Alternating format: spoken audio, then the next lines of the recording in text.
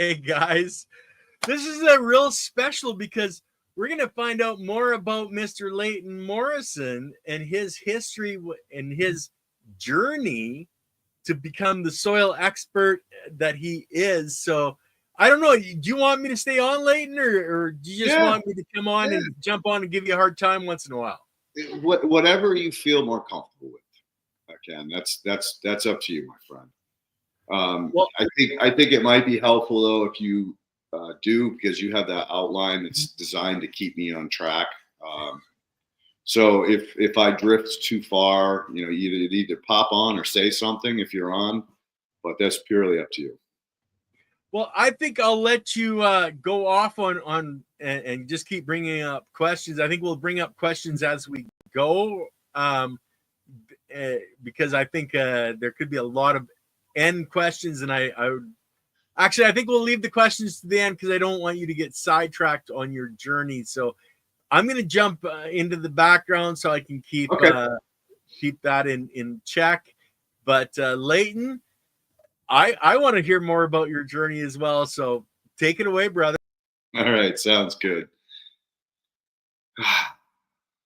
So I think, my goal for today is twofold. One, I hope to inspire others who have struggled on their path, on their journey in life, as well as hopefully this gets back to my children someday, that they actually watch this, because I went through a horrible divorce. My son was only 8 years old. He was too young to really understand what was going on. My middle daughter got brainwashed by my wife that I was some horrible, mean person that she had to use to defend her filing for divorce, which I'll get into that later. And my oldest daughter was very upset because she knew that my ex-wife was telling lies and manipulating and making stories up that were she was old enough to know that's not true. We never did that. He's not like that. So let's wind it all the way back to, I was born supposedly on October 11th, 1963. I came out of an orphanage out of Worcester, and that orphanage was run by nuns who basically got me, probably just dropped off at some point. And so they basically took me in, fed me, how much attention or important nurturing relationships I had at that very young infant stage, who knows? I don't know really anything about my history as far as a human. Like, am I from incest? Am I Indian? Am I, we know a little bit, or that we were told, my mother was told that I'm mixed European and Native American blood. What the fuck does that mean, right? So I get adopted into this family, who I previously had my older sister 2 years before me. She too was adopted, and as is my youngest sister. And we were adopted into this wealthy, or middle class, not wealthy, middle class, family in Massachusetts. My mother was from a wealthy background. Her dad was a very wealthy stockbroker, or broker of some kind, in Pennsylvania, Philadelphia to be specifically. He lived in Bryn Mawr, which is a very exclusive town outside of Philadelphia. And he basically traveled the world. He had a summer home in Camden, Maine. It was a saltwater farm, which was huge, 40, 50 acres up on a bluff looking down at Camden Harbor, about 5 minutes out of Camden, Maine. So if anyone's ever been to Camden, Maine, it's gorgeous. And as a part of that estate, they had two lakefront properties on Lake Maguntacook. And so one of them they ended up selling, the other one they kept for his two daughters, my mom and her sister.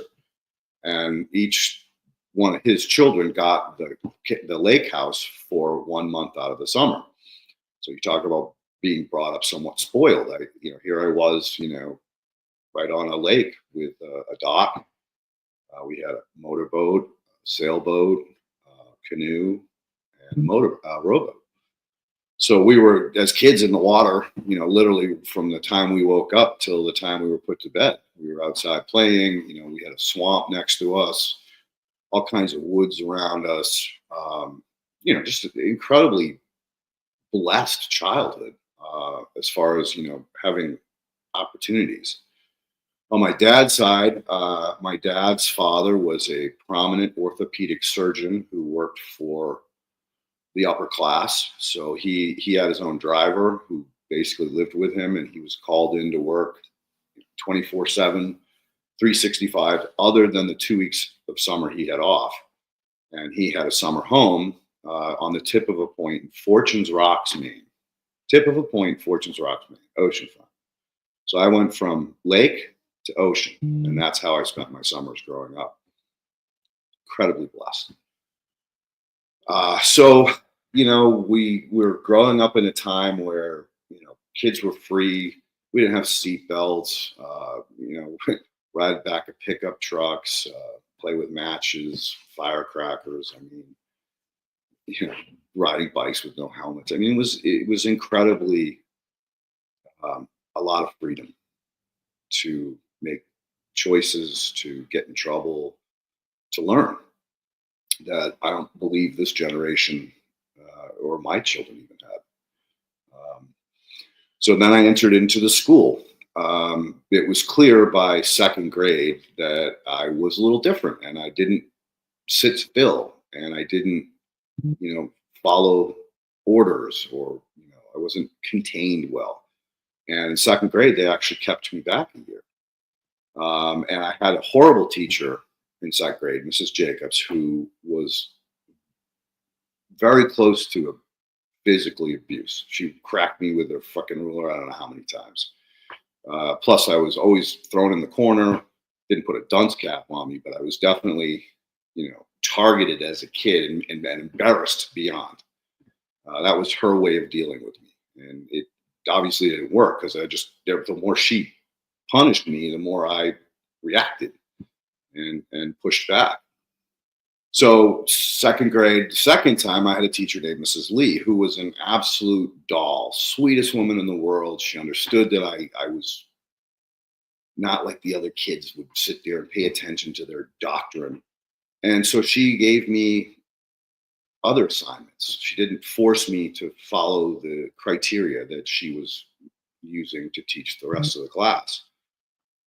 So I got branded very early as I hate to use the word retard, but it's what they called us back then. We were slow. We weren't the same as the other kids in the classroom. And so from that point on, third grade, fourth grade, I was put in the classes that were generally a lot smaller than the regular classroom side, and made up of kids similar to me, either learning disabilities, ADHD, whatever you want to call it. But again, at that point, now I'm in fourth grade, fifth grade, I start to understand that I was adopted. My mother didn't want me to, like, all of a sudden, when I was old enough, to say, oh, by the way, you were adopted. So that kind of circled back into the school, and that kind of complicated things even more. I didn't make friends with a lot of kids because they looked at me different, which was fine. I mean, I was totally happy playing by myself. I loved, being by myself in nature and exploring and building forts and catching frogs and snakes and fishing, all those things were my passion. So when it came to other kids and them getting together, it didn't bother me that they were going to their friend's house for the weekend or whatever the case may be, going to their friend's house after school. I got home after school, and of course we were told to do our homework, and I would trick my mother and basically, she'd sit me at the kitchen counter and say, do your homework. And then I'd do what I could to the best of my ability, what I understood anyway. And then I'd say, I'm done. She'd say, okay, you can go outside now. Out the door I went, and didn't come home till it was dark. And that's pretty much the way I grew up all the way through 8th grade. In seventh grade, I did a lot of what we call the extracurricular school stuff because they knew I was not good at the academic shit. So I had to take English, I had to take math, and I had to take science. The science was amazing. We would catch frogs. We'd go to the local ponds, try to identify different things, whether they were birds, squirrels, turtles, you name it. But it was more of a hands-on science and less of a chemistry, biology type of academic class. So I excelled in science, but basically maintained D averages in the other two, the English and the math. And, they passed me. They didn't, it wasn't like I was learning a lot of shit. They were just kind of like, yeah. Okay. You're close enough, kid. They tried failing me at the beginning, and then they had teacher parent conferences. My parents like, I don't know what to do. I don't know what to tell you. But we're doing the best we can as trying to, bring him up. So seventh grade, I'm in mechanical drawing class. I took home ec. And a lot of kids tease me about that, but I loved being with all the girls cooking and baking. I didn't have to do the sewing and knitting part of the class because half the year they did sewing and knitting, the other half they did baking and cooking. I got to go into cooking year round, although I did try sewing a little bit, but it didn't really work for me. So in mechanical drawing, I had a teacher, Mr. Kinzowski, and for whatever reason, he had to leave the school for the year, and they had to bring a substitute in.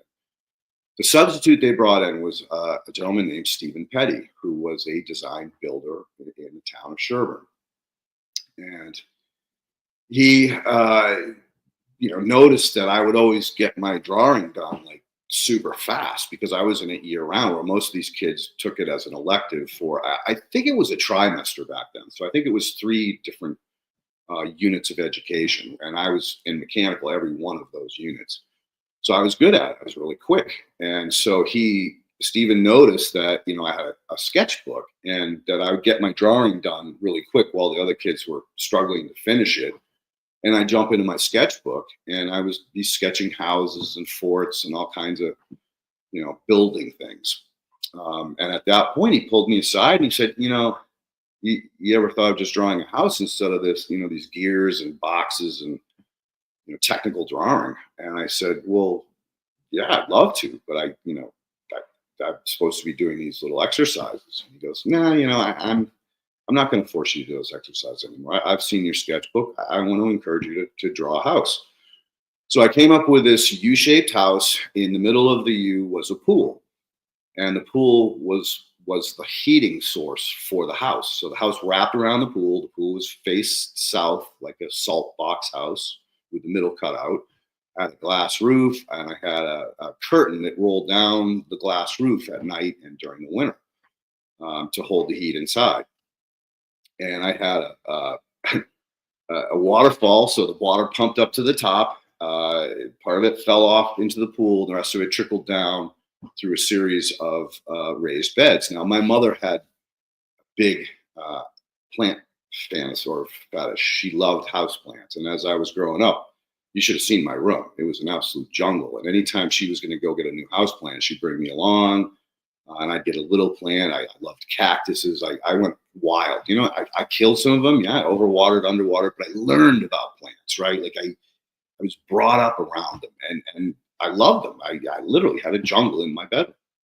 So this is all the things that led up to my ability to, really think about creating a ecosystem in the center of a house that provided vegetables, air, cleaning, and a beautiful tropical paradise. So when I finished this project early on in my 7th grade year, Stephen Petty brought it to all my other teachers because he knew that I was basically being, dunced out and treated differently than the rest of the kids. And he was like, look what this fucking kid can do. I don't care if he can't math. I don't care if he can't speak and punctuation sucks and spelling sucks. Look at what he did. And so all of a sudden I got all these acclimates from my teachers. And that was the worst thing in the world because now I had a bullseye in my head. Now all the other kids especially we had a lot of bullying going on back then. And you could bully people, you could get into fights, fist fights. That was okay. If you got caught smoking a cigarette or weed, if you got caught smoking a cigarette, your parents were called in immediately. There was detention, all this shit. You got caught smoking weed, the cops got involved and your parents got involved, and it was a shit show. Now, fortunately, I didn't get caught smoking weed. I did get caught smoking cigarettes, but that's a whole nother story. But needless to say, there was a pack of kids that would run around and bully the other kids, the weak ones or the different ones. And back then, they would wedge you. Now, I don't know if anybody knows what a wedgie is, but it's when they grab the back of your underwear and they try to pull it up over the back of your head, and embarrass the shit out of you in front of the whole school. And sometimes they would actually get the underwear to rip. And if you understood what tighty whities were back then, they were almost indestructible. So if they did get to rip them off you, you were going to be in a lot of pain for the rest of that day. And then they would go hang it on the flagpole. And again, the teachers let this happen. There was no punishment for this kind of behavior. Well, so the bullseye's on me, and the pack of kids start trying to get me, try to wedge me. And I was pretty quick.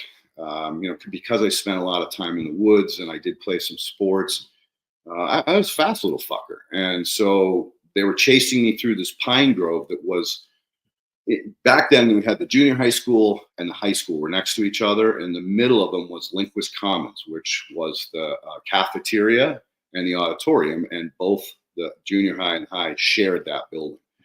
So when we would cross from our building to the lunch building is when they would try to get you.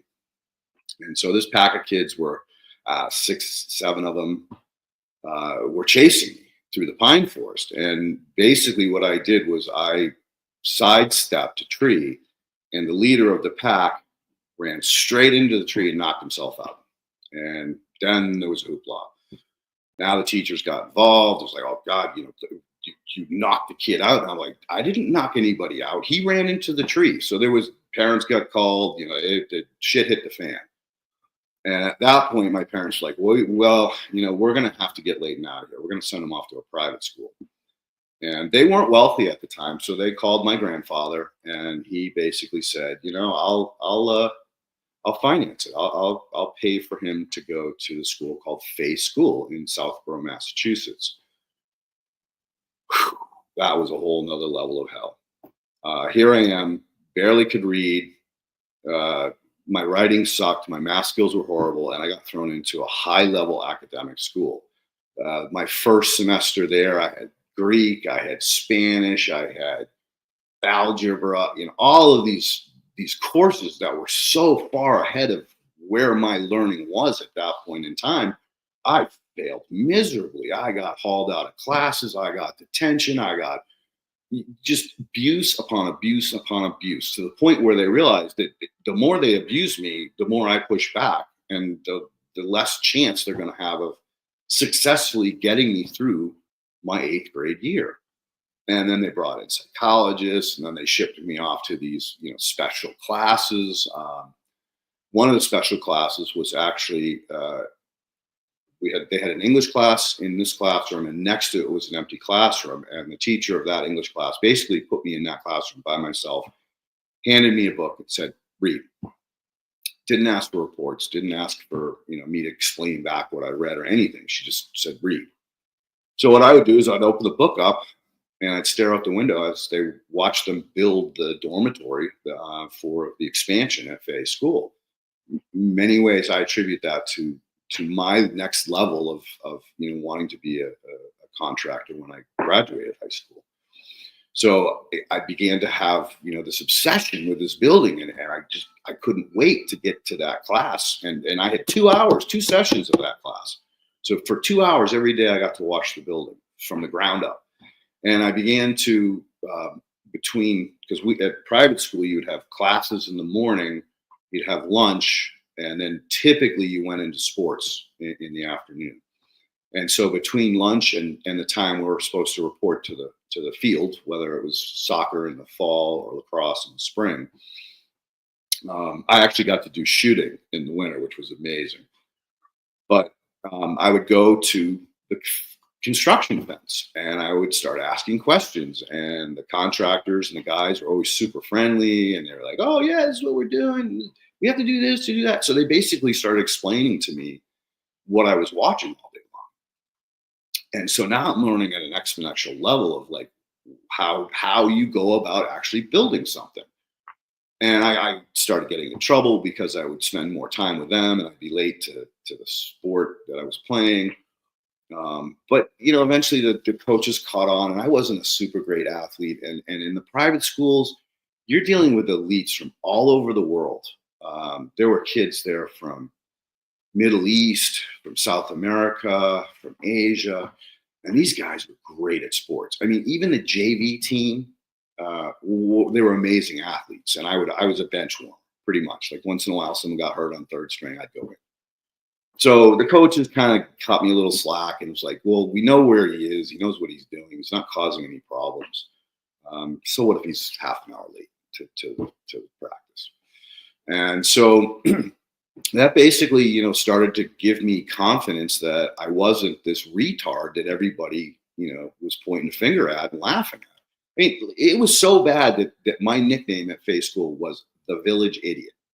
And everybody called me, hey, Village, how you doing today? I mean, to talk about degrading a person's,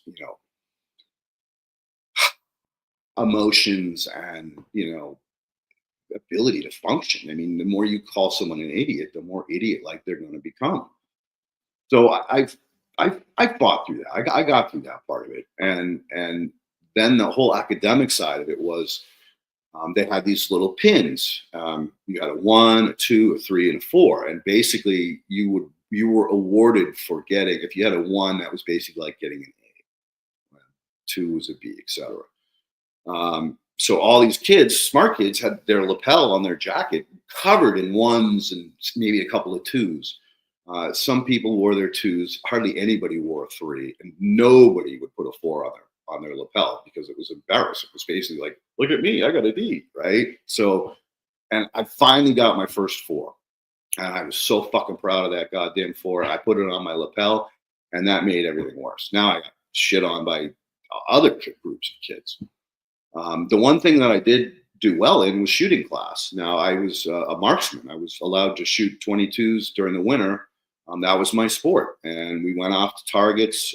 We practiced, and then we went off to meets on the weekends. And of course, because I grew up with a 22 in Maine, shooting glass bottles to make sea glass. So I knew how to handle a weapon. I knew how to shoot. We had open sights. These guys had these fucking super sights. You had a sling. You had a shooter's jacket. So you could be really accurate with that thing. These long target rifles. So I was killing it. So I'd come home on the weekend with all these gun pins. So I started putting those pins all over my lapel. So I'm basically like, fuck you. I might only get a 4, but you can't fucking do this, motherfucker. So that was kind of my rebellion back. And then they ended up passing me just barely and allowed me to go into 8th grade. And now I'd kind of figured out how to learn a little bit more about, the doctrine that they provide. And I was also, now they understood that I did have some issues with the way they were teaching. So we finally clicked. And now I'm getting through 8th grade, with B's and C's, and, starting to get some 2s for my lapel.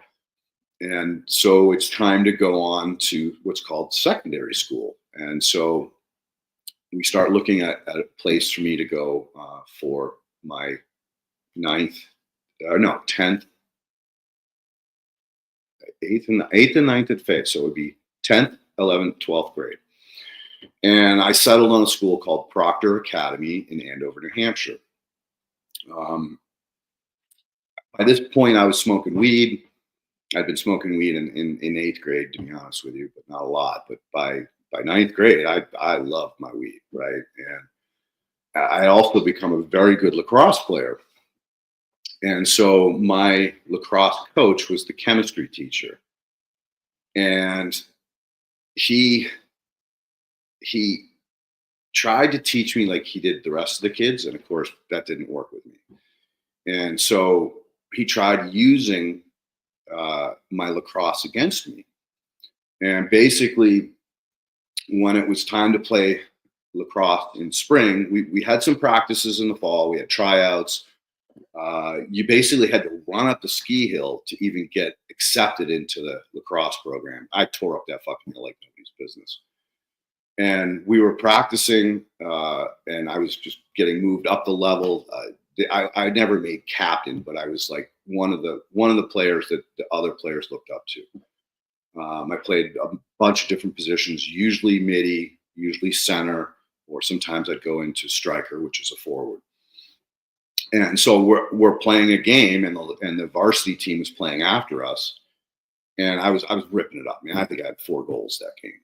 And the captain of the varsity team, was watching me like a hawk.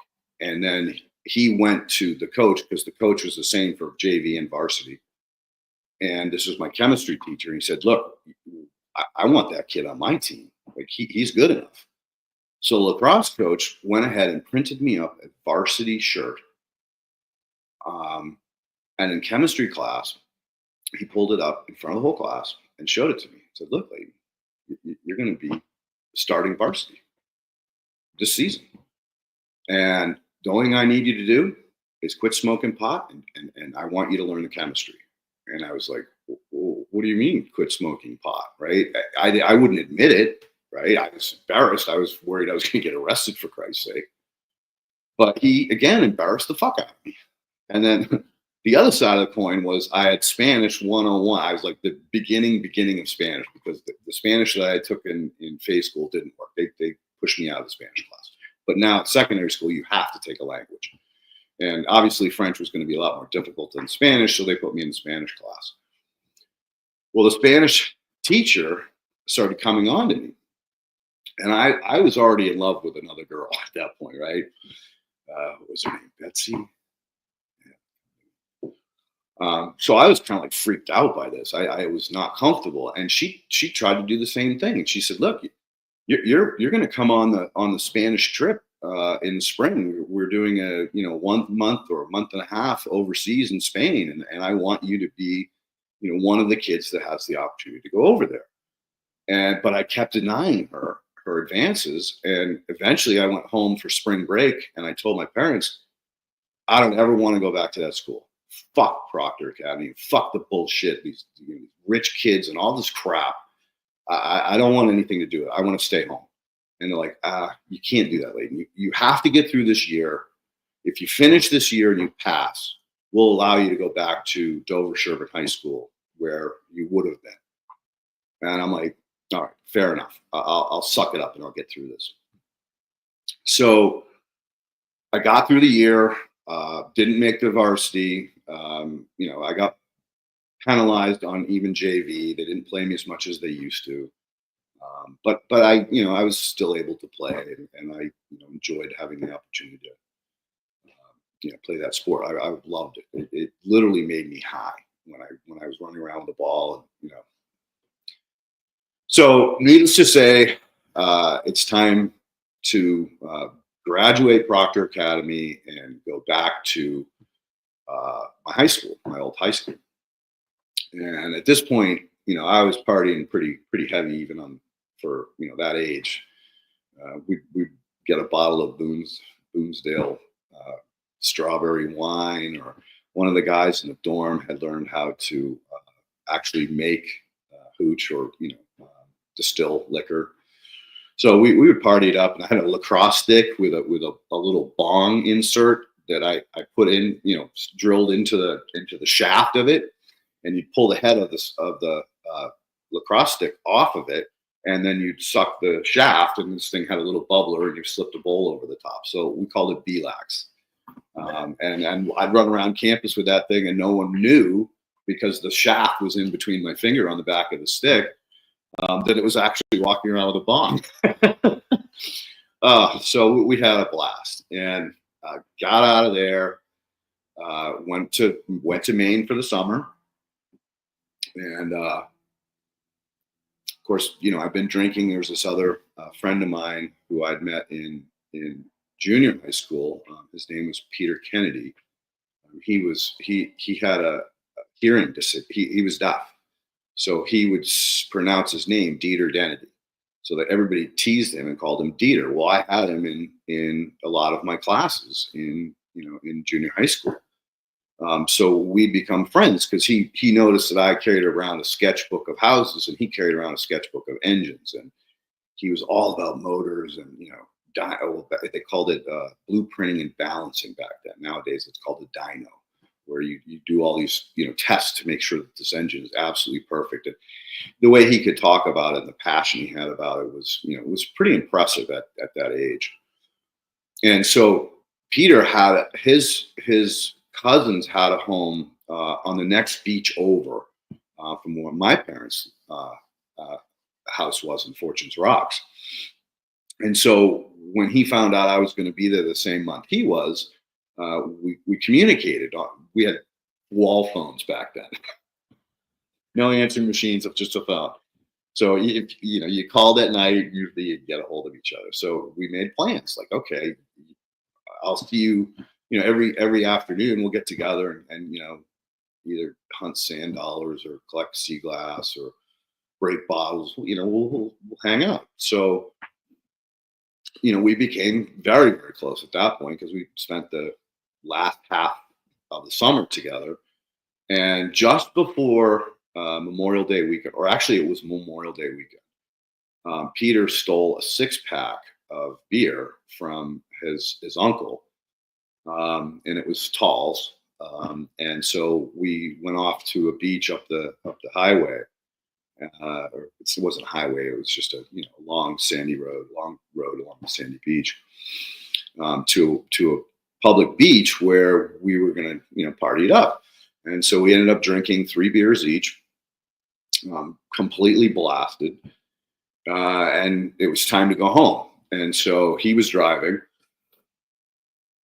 We got almost all the way home, and there was this S-turn, and he missed the turn and drove straight into a telephone pole. Now, I went through the windshield. He shattered his leg. The steering wheel prevented him from going through. I didn't land on the hood, but my face had broken the windshield, and I got, my left or right side of my face got all ripped up. And then it was swelled up right away. So as soon as the crash happened and I basically came to, it was like, holy fuck. And he's like, get rid of the beer cans, get rid of the beer cans. I can't move. And he's screaming in pain. So I jump out and I just start grabbing these beer cans and throwing them over the seawall to get rid of them. And at this point, there's a house where the light comes on right next to the car. And so I was like, all right, the beer cans are gone. He's freaking out. He's screaming in pain. I probably ought to, go into the house and call, an ambulance or something for him. So I get up on the front porch, about to knock on the door. The door opens. A woman looks at me and just their jaw drops. And she goes, you better sit down. Just please sit down. Sit down. The police are on the way. The police are on the way. So I sit down on the front steps. And I'm just, like dazed and confused. Well, the cops show up. The lady tells the cops, "Oh, I saw him throwing beer cans over the seawall." Ambulance shows up. They strap Peter into the gurney. Off he goes. I'm still sitting there. One of the EMTs comes up to me and he's like looking at me. He goes, "Oh fuck, kid, you lost your eye. I don't know if you're going to be able to save it. Let's just let me bandage you up with a friggin' headdress, slow the bleeding down, and when the next ambulance gets here, we'll get you out of here." Shortly later, the next ambulance shows up, and both get rushed off to the hospital. So within, I don't know, maybe an hour, Peter's parents showed up, and they were all worried. And how are you? Okay. He's drugged out of his mind. I'm drugged out of my mind. And so we're, just basically laying there, drooling. And my parents never showed up. And it really bummed me out. I was like, wow, they must not really fucking care about me. And of course, I'd been a troubled kid. Let's face it, I wasn't, a daddy or mommy's boy. I was pretty much out in the woods or smoking weed or drinking. So didn't have like a real super tight relationship with my parents. But they did show up the next day, finally. And, again, it was really traumatic that, here Peter is in the bed next to me, and he's got balloons and chocolates and, all kinds of treats, and people are coming and going and visiting him. And finally my parents come in and they're pissed. And, I could tell they were very angry at me. And I was like, well, I'm sorry. I didn't crash the car, man. I was just a guy in the passenger seat, man. And, why are you treating me this way?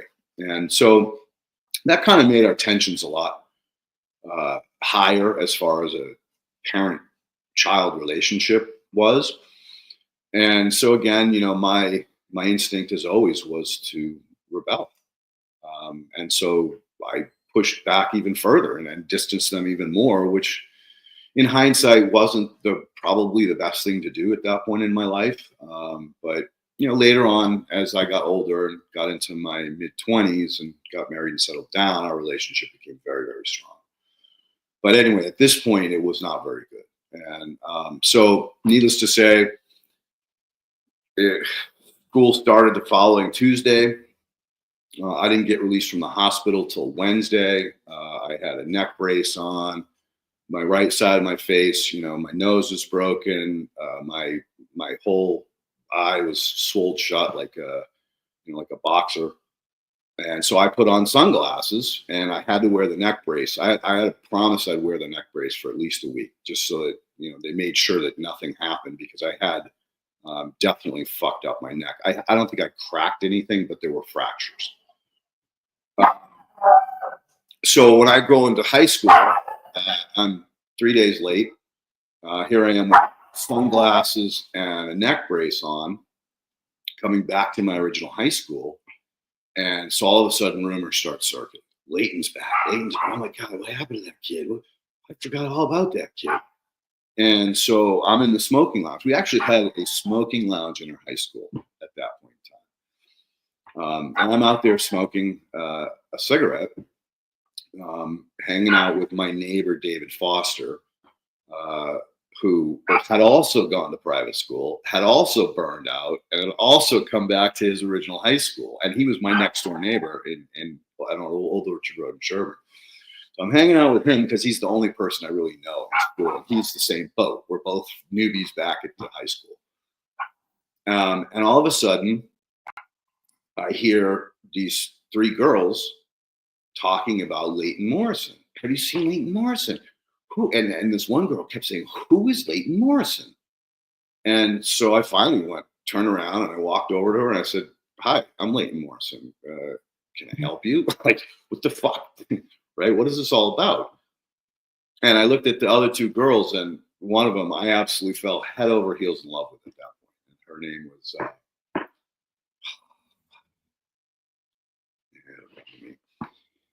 a girl that was questioning me. Oh, it was Beverly McDonald, Bitsy Boylan, and Paula Sullivan. I ended up marrying Paula Sullivan. She was the girl that was questioning who the fuck I was. And so after I was so bold and cocky to go up to them and say, I'm Leighton Morrison, can I help you? We became friends. And so, I'd be like, hey, I'm going to go out. We could go out on the campus during the day on your free periods. You cruise all over the campus. So we would go out on the football field and get in a circle and smoke weed. So I'm like, hey, I'm going out at 10th period, with Dave and a couple of his buddies. You guys smoke weed. You want to come out? And they'd be like, yeah, we'd love to. So, our relationship bond happened very quickly. And I pretty much I would hang out with everybody because I knew most of these people because I'd been with them in earlier in high school. But I went to Sherburne School and they went to Dover School. But when it comes to the high school and the junior high school, now you're in Dover Sherburne Regional High School, and it was in Dover. So there was a whole bunch of kids I didn't know. All three of those girls were from Dover, ironically. So they started introducing me to their friends, and so before I knew it, I could hang out with anybody. It didn't matter whether they were we had the Calvin Klein clans, the rich girls that all ran around in their tight little Calvin Kleins. We had the what was called the Party Corps, which was a group of boys that were all into video games and smoking and drinking and partying. Then there were the freaks, right? Then there was the car people, the muscle car guys. So there were all these different cliques. It was totally cliquey, but I could bounce between cliques because basically I didn't have a clique, and I'd always drag the three girls with me wherever we went. And so it was a wonderful point in my life at that point. I finally like opened up. I wasn't being teased. I wasn't being embarrassed anymore. Basically left alone, or maybe considered somewhat of a cool kid, but definitely not someone you had to worry about. So life opened up for me at that point. And that's when I really, got into my carpentry skills. I was taking machine shop, metal shop, wood shop, and I had architecture, 7th period or end of period, the 12th period on every day. And that was with the same teacher. He had semi-retired, but he loved educating. And so now he was educating at the high school level. So when I came back into his class, he was like, "Oh, Leighton, how are you? What are you working on?" So, it was awesome. So I had all of these shop classes. I sat behind Paula in English class and copied her work. And that was the only reason I graduated, was because she allowed me to cheat off of her, and they basically passed me anyway. They were like, "We don't want this kid coming back." Yes. Way too many questions. Like I made the math teacher, who was brand new. He was a new graduate, didn't have any experience with high school kids. I felt horrible for him after I graduated, but I made him we were doing volume in math class. And so he's, "Does anybody want to create a shape on the blackboard, and we'll figure out the volume?" So I went up and I drew a US bomb, 2 chambers. And I said, "I'd love to figure out the volume for this." And he was kind of like, "Oh shit." But he kind of brushed it off. It's like, "All right, we'll figure out the volume of this." And we did as part of the worksheet, or as part of the class. And so, again, like they basically didn't know how to deal with me. So they just kind of gave me a lot of leash. As long as I wasn't causing trouble, as long as I wasn't hurting anybody or didn't get caught smoking weed, they basically just let me alone. So needless to say, as a part of the architecture, he actually gave me a summer job, Mr. Petty, and taught me, honed some of my skills, because I was a great carpenter, I was a great furniture builder, but I didn't know framing, and I didn't understand all of the concepts of like building a house, like actually building. Like I knew, like, from the commercial building that I watched, I understood how the floors went in and the plumbing and all of the amenities, but I hadn't really worked in the wooden framing side of things. So he taught me wooden framing. And so at that point in time in high school, I was shoveling shit in the morning. I'd get up at 4 o'clock in the morning and shovel horse shit, which was my favorite job. It still is to this day, working around horses. Then I'd get to school. As soon as I graduated, or as soon as I got out of school, I'd go pump gas at another gas station in Framingham. And then I closed out a convenience store from 7 to 10. So I had 3 jobs. So I was making really good money at that point. And so I saved up all my money, and my plan was to move to California. And I told Dave this, and he's like, "Yeah, let's do it." Chris DeVincent just moved to San Diego, and he's living with a couple of girls down in on the beach. Why don't we move out there with him? And I'm like, "Dude, let's do it. I got probably $8,000 in the bank saved up. Let's do it." And so we decide, as soon as we graduate, we're out of there. Jump on a plane, fly to San Diego. He picks us up. By then he had secured a house with these 2 girls he was hanging out with. We had a 4-bedroom house in San Diego on Ingram Street, 3652 Ingram Street. Amazing place. And of course, I was pretty regimented from all the work that I did to save up that money. So I immediately was starting to look for a job where, you know, Dave was kind of hanging on his laurels a little bit, partying, doing his thing. So I'd get up every morning, go down to the local convenience store, and I would cut open the newspapers and tuck a dollar bill in there. And then I'd go home and I'd tear through the want ads. And I apply to jobs, you know, from morning till probably 2 o'clock, and then usually didn't have interviews after 2 o'clock for whatever reason. So I'd come home and we'd go down to the beach and, you know, boogie board, and I tried learning to surf, which I did okay at, but I never got really good at it. So that was my summer, and then by the end of the summer, getting into fall, I finally landed a job because there was an economic crash out here in California in '82, and you know it was difficult to get work. But I finally landed a job, made it through the training process, and it came down to back up the story. This is T&R Antiques. They had an antique shop in La Jolla and an antique shop in San Diego, and they'd go over to Europe every summer and purchase a whole bunch of antiques and stuff a container or two and have that container shipped back. And then they take out all the pieces of furniture, clean them up, fix them, repair them, do whatever they need to do, touch up the staining, and then they put them in their different stores. So there was 8 of us when we started. We unloaded the container, which was the first thing. Then the pieces that were ready to go to market, we dusted them off, and they got put on a little truck and either brought up to La Jolla or put out front in San Diego. And slowly but surely, they whittled down the number of us down to 2 guys. And they basically said they had one guy already working for them, and he was split between the 2 places. And they're like, "This isn't working. We need one of you guys at one at each place. So you 2, one of you is going to get a job here in San Diego, where he's going to go back up to La Jolla." And so I'm like, okay, I got this, man. I got this. I'm a furniture builder. And he seemed to be pretty handy, but, you know, I don't think he had the level of skills I did. So they handed him a broken table, something that I could have probably fixed in 45 minutes. Well, he spent all morning, you know, cleaning it up, getting the joints ready, you know, cleaning out the excess leftover glue, gluing it. And by lunch, he was done. And so when I realized it was lunch and I was only halfway through, I got an English mailboxes. So all those little tiny slots, right?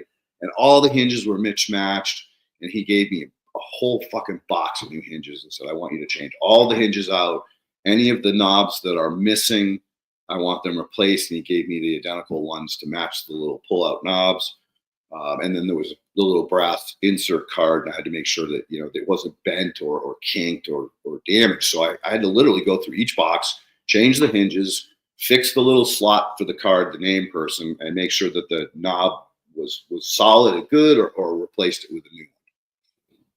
I was only halfway done at noon, and I looked over. He was done. I was horrified. I was like, fuck. So I basically just woofed my lunch down in about 5 minutes. 2 hamburgers from Burger King down the street, and a soda. I think it was like $3. Maybe it was $2.50. And I just woofed that down and came back and I went at it, and I went crazy. And I finished it in about an hour, but the problem was I got a little sloppy on some of the hinges. Like I over chiseled because I was rushing. And the bottom line is I lost the job. And I was so devastated, because I was way better than that other kid. It's just I rushed.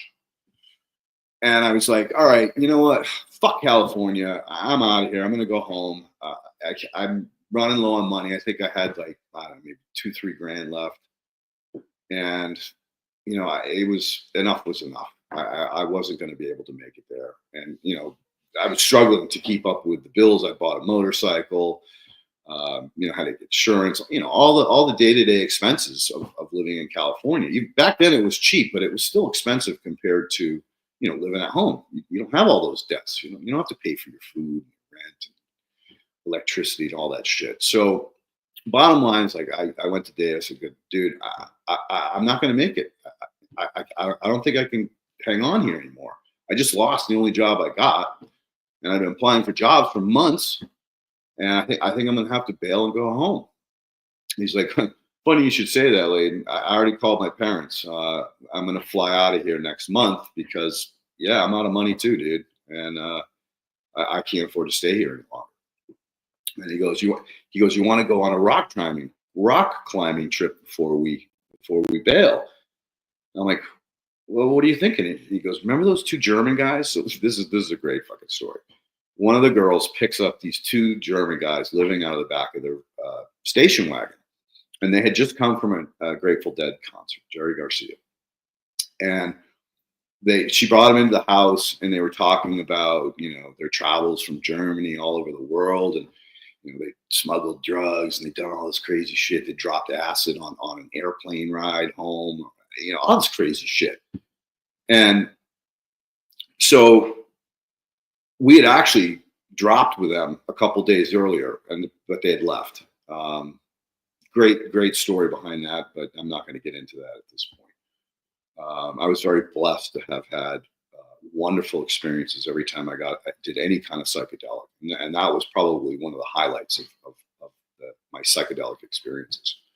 It was actually a blotter with a picture of Jerry Garcia's face on it, and Tito, and I forget the other guy, the leader's name, but he went to go get trip toys, some munchies, some little things to play with, and Tito was like, "Hey, I'm sick of waiting for him. Let's drop, man." So Chris, Dave, and I are like, okay, sure, whatever, right? And so he snaps us off a little tab. We all put it under our tongue, and we're sitting there. And the other guy comes back, the older one comes back and says, "Dude, did you dip in?" And he was like, "Oh, I'm sorry. And he goes, "Oh shit, dude. Those were fucking 4 ways. You were supposed to take each one of those little squares and cut it into 4. And Dave and I are like, "What? What does he mean 4-way?" They called it window pane at the time. Very, very strong. So we're like, "Oh shit! What did we just do?" And all of a sudden, boom, it hit like a fucking punch. And we launched into this most incredible 12-hour friggin' trip that was amazing. The sights, the smells, the touches, the games we played, the adventures we went on. Just an amazing experience. So anyway, Dave was like, "Well, hey, remember they were talking about, smuggling drugs and shit.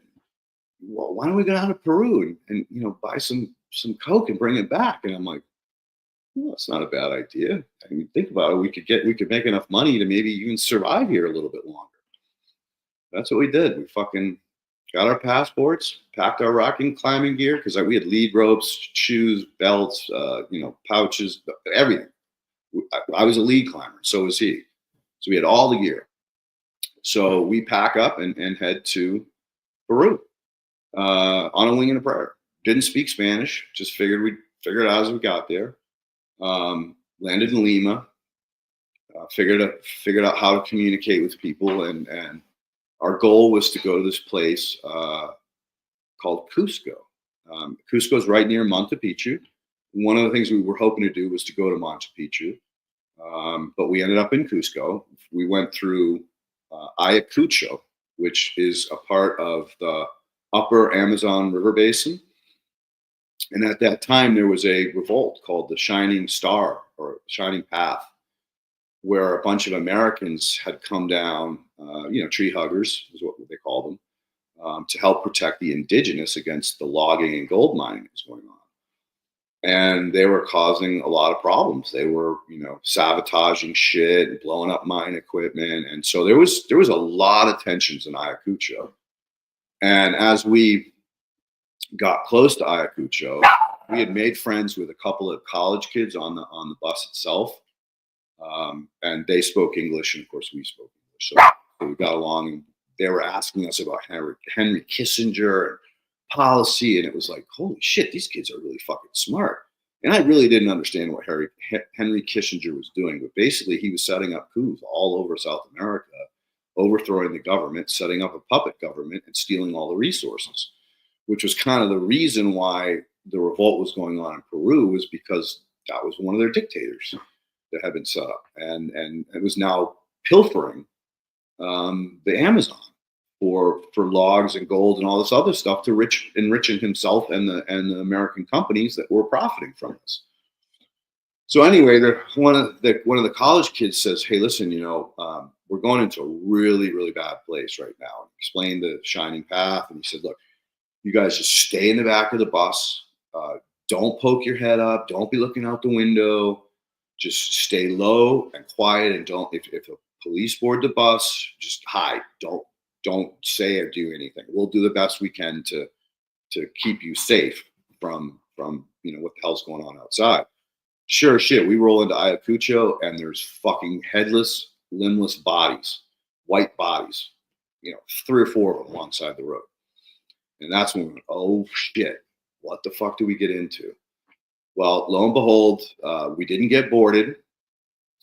We stayed on the bus when the bus stopped to get gas, and everybody got off and got food. They brought us back some nasty food. It was llama intestine soup. And when I told you an intestine is worse than a calamari, I mean, it's just chewy. It was horrible. The soup was okay, but eating that llama intestine was nasty as hell, and we were starving, so we were gonna choke that down.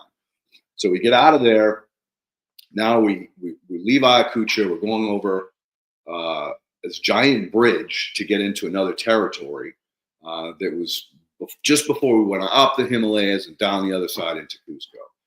And we get to this bridge, and there's these PIPs, which were the heavyweight, like the federal police, right? The heavyweight guys, private something police.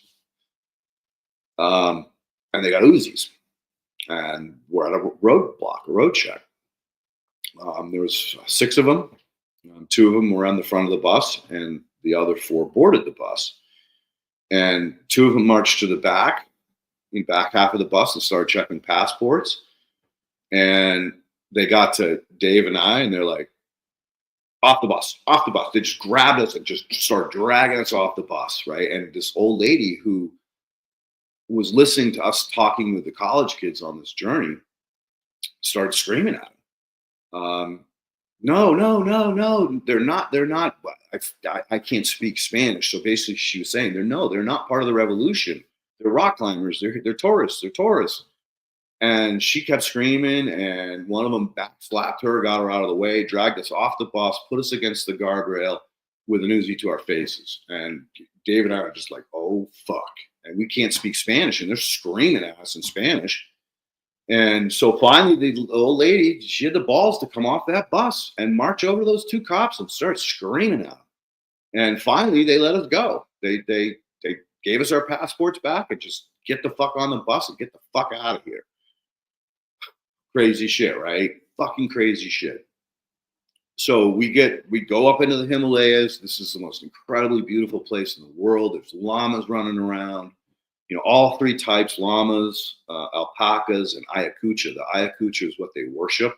They were the little guys, just gorgeous to look at. And the scenery was just mind-blowing. And the night sky, you guys, no light pollution. There was not any black in the sky. It was all fucking stars. It was incredible. So we roll down into Cusco. We get there, we get a meal. Cusco is got it's a little city, and they have what's called Plaza de Arms, which is pretty much all towns or small cities have. It's just an open park in the middle, and all the way around the plaza is little restaurants and shops and retail stuff, and then above that is your hotel rooms or your casitas. So we're hanging out, eating, and Dave sparks up a conversation with another traveler who obviously did speak Spanish, way better traveler than we were. I believe he was a European. I don't remember where exactly from. And Dave goes, "Hey, where can we score some blow, man?" And the guy goes, "All you have to do is go out into the middle of the Plaza de Arms tomorrow around noon and just sit in the center on one of the park benches, and someone will approach you." So the next day we did it, and sure as shit, somebody approached us, and he could speak English. And we said, hey, we want a little packet of blow, because we're going to hike the mountain up to the fort. It was an Incan fort up top. And he's like, oh yeah, no problem. And I think it was like $10 for 5 grams. It was nuts. Pure pink. I mean, just killer, uncut. And so we're taking a little buck knives and snorting it and hiking this mountain. And you guys, this is no joke. We were at, I think, the height of the mountain was like 12,000 feet. And we were at like, I don't know, 10, 9. So this stairway, we named it the Stairway to Heaven. It just went on and on and on and on as far as you could see. And the stones were worn out from hundreds of or thousands of years of people hiking up and down. And we would see these other people coming down the mountain with these baskets full of green leaves on their back. And we'd notice their teeth were all green, and they'd be spitting as they walked by. And so eventually we figured out they were chewing on the coca leaves to give them the strength to go up and down this fucking mountain to pick them. And so we had the same idea, just we didn't realize that the indigenous had been doing this for a lot longer than us fucking white boys. But needless to say, that was enough to get us up there. And yeah, we'd have to stop every 10, 15 steps to gasp for air because of the elevation was so high. But that coke got us there, man. And we got up to the top of this mountain, and we're walking around these ruins that are thousands and thousands of years old, and just blown away how big these stones were and how somebody could have shaped them so perfectly. And there's 2 castles, and in the middle there's this playing field, and you're on the top of a mountain with no obstruction, 360-degree view all around you. And we were so wired. We were like, fuck it, we're going to stay up here for the night. And we did. It just so happened there was a meteor shower that night. You talk about being blown out on coke and watching meteor showers from 12,000 feet. Unfucking believable. So we ended up staying up all night. And then the next day we hiked back down to the Plaza de Arms. Tried to eat something, tried to get some sleep. Got up the next day. And now we're on a mission. Now we're going to get a bulk. And we tried to buy, like a small packet. I forget what they called it. It wasn't a kilo. It's like, an eighth of a key or something. And Dave gets all jiggy with it. And I'm like, just calm down, dude. This is the easy part. Getting it home is going to be the real crazy part. So calm him down. We meet the guy, slips it under the table to us. We slip him the money. It was only a few $100s. I forget what it was. And so now we got it, right? And of course he makes me take it.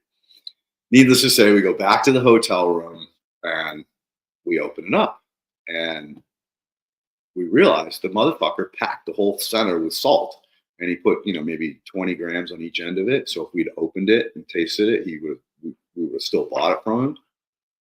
So we got fucked, right? And so now it's like, oh dude, all right, we're totally fucked. We're low on money. We got to get back to Lima, and we got to fly home, and then we still got to get from San Diego back to Massachusetts. So I know your parents are paying for your flight, but mine are not. I'm still not on good terms with my parents. So we're like, all right, well, that was a bust, right? We'll party with what we've got, and then we're out of here. So we didn't end up trying to smuggle any, although we did a little bit, but that's a whole nother story. It was not anything worth even mentioning. So we get through that whole process. We get back to Lima. We're leaving the next day on a flight. We still both have, like $400 or $500 on us. And we meet a couple girls in Lima, and Dave was like, oh, let's go party. I'm like, dude, I'm fucking beat, man. Let's just go get a couple drinks and go pass out and get up the next day. And he's like, no, let's party. All right. So we start partying with the girls. Well, one of them pickpocketed his money. And all of a sudden, she's like, she and her friends start running away. And Dave's like, what the fuck? What did I say? What's going on? And I'm like, oh shit, dude, check your pocket. He checks his pocket. His money's gone. I'm like, fuck. And he starts running down the beach, but I was like, you're never going to catch them. They know where they are. You don't know where the fuck you are. And realizes he ain't going to catch them. So he comes back. So now I've got all of the money that we have together to get home. And I needed that to get from San Diego to back to Massachusetts. So I give him half my money and we make it home. And in return, he gave me his motorcycle. I sold mine for like $200 because it was a piece of shit. And so at least I had a Z1 900 Kawasaki, which is a big, fast motorcycle to travel across country on. And I had like, I don't know, $150 for gas and food. So I'm driving. I'm driving across the country. I stopped in Oklahoma somewhere. I called Paula up because Paula was freaking out because I sent her a letter saying, hey, if you don't hear back from me, this is what I'm doing. I'm going rock climbing in Peru. And so, I give her a call because, here I am in Oklahoma. I'm like, hey, I'm close to her college. I'll just give her a buzz. And she was like, oh, you're a fucking asshole. I hate you, blah, blah, blah. You better come up here right now. I want to see you. You scared the shit out of me, blah, blah, blah, blah. And I had gone out with Beverly, her best friend, and Beverly had cheated on me, and Paula had consoled me through this, devastating heartbreak. Because I actually flew from San Diego back to see not Mary Claire, Beverly, and she had actually had the World Cup sailing captain for, I think it was the French team, staying at her house with her, and I kind of walked in on this and was like, oh fuck. So Paula and I were really tight at this point. So I decided, all right, I'm going to go up to her college. And I had 5 grams left that I had smuggled in my rock climbing gear. And so we started to party. And her friends came and go. Like I'd party with these people. They just didn't ever have anything that was that strong. So they couldn't do much of it, and they just started falling off like flies. So before the night was over, it was just like 3 of us left. And I'm wired, they're all wired. And next day is the Kentucky Derby, and they're like, oh, we usually go down to the Derby. And I'm like, the Derby, the Kentucky Derby? And they're like, yeah, it's like 100 miles from here. It's a couple hours. You interested? And I'm like, well, yeah, I'm really not going to sleep now. Let's go. So we go down to the fucking Kentucky Derby, and we're drinking mint juleps at fucking 10 o'clock in the morning. Still pretty wired. And I'm like, I'm going to bet on a horse. And they're like, why? I go, because, I need some more money. I could put $10 down and maybe I could double it or triple it. So I go up and I bet on Ferdinand to win, right? $10 bet. And the guy behind the ticket counter just looked at me. His eyes got wide open. I was like, oh, fuck, did I do something wrong? To place, right? He goes, okay, are you sure? I go, yeah, $10 to place. So I bet $10 on him. He was the outlier, and I won like $2,000. So we partied it up for 3 more days. Fucking blew those college kids' minds. The partying we did, and now I had enough money to make sure that I could get all the way home. Because at the point when I was in Ohio, I was planning on asking Paula for like at least a couple $100 to get me home, because I needed the gas and stay and food and everything else. And so now I had more than enough money to get home. I'm golden. We partied up hard. I accidentally kind of fuck up and I spent probably more money than I should have. So I ended up leaving there with like, I don't know, 100, 125 bucks. And jump on my motorcycle. I get all the way to Connecticut. It was late October. The temperature was freezing. I'm on a motorcycle with no front on it. What do they call it? Fairing. Improperly dressed. And I was driving behind semi trucks just to stay warm because I'd get their exhaust. So I'd tuck right up behind the truck. I'd get out of the cold wind, and their warm exhaust would keep me, from freezing. So I finally roll into Connecticut. Sun's coming up. I'm like, I'm dying of thirst, freezing cold. I walk into this restaurant, Howard Johnson's on the side of the highway, and I'm just sitting there shivering in the foyer in between the two, the airlock. And the manager of the place comes out and is like, "You okay?" I'm like, "Yeah, I'm just trying to warm up. Just trying to warm up. I'm going to come in and get a cup of coffee in a minute, but I can't stop shivering." And he's like, "No, no, come in, come in, come in." Sits me down at the counter. He goes, "Want me to get you a blanket? What do you need?" And I'm like, just a hot cup of coffee would be fantastic. Well, the waitress comes out. It was the girl I was dating in San Diego. She had moved home to Connecticut. She was out there on vacation visiting her brother. And she and I started a relationship because now I'd lost Beverly and, still a young buck and looking for love in all the wrong places. So she serves me. So we ended up talking and I ended up dating her for 8 years after that, off and on. So you talk about ironic. So now I'm back in Massachusetts, roll up to my parents' house on a motorcycle, which was a no-no. I'm like, I'm just going to stay here for a few weeks till I get my shit together, get a job and so forth. So right away, I go back to the horse barn. Betsy welcomes me with open arms. She's like, "Absolutely. We need a barn manager. You can have the upper barn Saturdays and Sundays. You can come in every morning and shovel and water and hay. That'd be fantastic." So I got a job, right? Park my motorcycle, buy a car. And now, I'm in there on weekend repairing one of the horse stalls because the horse cribbed, so he would eat the tops of the board. So they had ate him to the point where now he could bother the horse next to him. So I'm fixing the walls, and the lady next to me was like, "Hey, can you fix my porch?" And I'm like, "Well, yeah, of course I can." So now I start my own company, my first real construction company. Carpenter at Large was the name of it. And that just snowballed. Before I knew it, I was working 7 days a week on all these little jobs and making killer money at that time. Because people couldn't find guys that were handy enough and understood framing and carpentry enough to really do a nice job and who were creative. So that was my first business, and that evolved into many, many, many businesses: snow plowing, construction, development.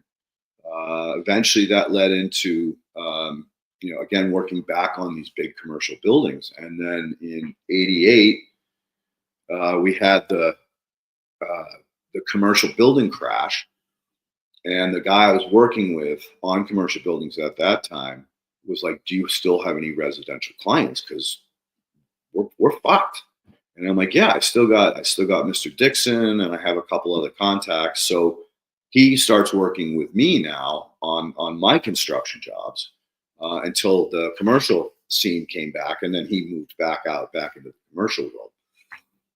And then so BCD, Building and Creative Designs Incorporated, was my company at that point.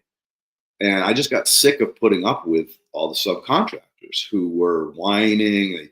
"Oh, I'll see you next Wednesday." Then they'd ghost you and you wouldn't see them for a week. And now your whole schedule was fucked up. Or they'd install shit sideways and the client would complain. And now I'd have to repaint the whole wall and make them straighten out the boxes. I just got sick of babysitting friggin' subcontractors or having them promise to do the job and then go work for a developer and blow me off and leave me shorthanded without my subcontractor. And so I've been playing with marble and granite tiles and inlaying them into countertops, so like hot plates that were cut right into the formica, so it's the same level, grouting, and doing all this cool creative shit. And I started to see the marble and granite was starting to get popular, for very wealthy people. And so I started a little shop, and in my basement, I started carving little tables and other things out of marble and granite, polishing them, and then going around to local slab houses or people that sold the raw material and would put them in there in hopes that I would get clients with my business card, BCD, Stone and Tile. And that worked. Before I knew it, I had a kitchen guy who had hired a granite guy to come in and do the countertops on an addition that I had done. And his guys came in and the pieces weren't fitting and they were cutting the granite in the house. The house was done. It was painted. They were dinging up the friggin' wall panels and the cabinetry. And I said, get the fuck out of here. I'll finish this job. Get out. And so I finished their job. I make it perfect. The kitchen guy comes over to get his final payment from my client. She hired him to do the countertops. And he looked at the work. He goes, wow, this doesn't look like my guy's work. And the lady piped in, yeah, my GC fired your guys because they were fucking everything up. And he's like, well, where is he? Can I talk to him? And she's like, yeah, he's downstairs over there finishing something. So he comes running over to me and goes, can you fabricate countertops? I go, well, yeah, of course I can. I have tables at this place. He goes, I saw those tables. Those were fucking amazing. I thought they made them. And I'm like, you know those guys, they can't make that shit. So he started giving me work. And before I know it, I went from having 14 guys in construction and one guy in stone to 10 guys in stone and one guy in construction. And that was within almost less than 2 years. And in marble and granite, now I'm a subcontractor. I get in, I do my job. As long as I don't fuck anybody else's work up, I get paid extremely well and I'm out the door. So I turned a business that 100 million things that can go wrong into a business that maybe 100,000 things that could go wrong. And that was like eye-opening. But as I was doing that, my buddy Jim, who I was working with in the commercial business, was like, you can't do that. What are you thinking? You can't set up a marble and granite shop. And this is the same thing I've heard so many times in my life at that point, that all it did was drive me harder and push me to prove that I was right and that I am worthy. And I can do this, even though all these people said you can't do it. And even getting the permits through the town. Like when I got all my permits to start my business, I got a special permit to operate a business on a residential zoned area. I put an addition on the back of the house to handle my bridge saw. I got all of this shit done. And then I was going to get my electrical inspection, and the electrical inspector would not inspect the property because you can't have a 3-phase system in a residential property. I go, well, that used to be a commercial property until they converted it into a residence. And he goes, I don't care. You can't do it. It's now a residential property. And so I fought him tongue and nail, dude, to the point where he was going to lose his job if he didn't sign off on it. And he just signed off. He didn't even come and look at it. He just signed it. And so now I got it. I got 3-phase in residential property. I got this giant bridge saw for cutting granite slabs. I got a fork truck. I got everything I need, and I'm pumping fucking work. And until I got that system up and running, I used to drive up to New Hampshire with a slab on my truck. At the end of the day, I'd cut all night, drive all the way home, back to the shop because my bridge saw wasn't up and running, but everything else was.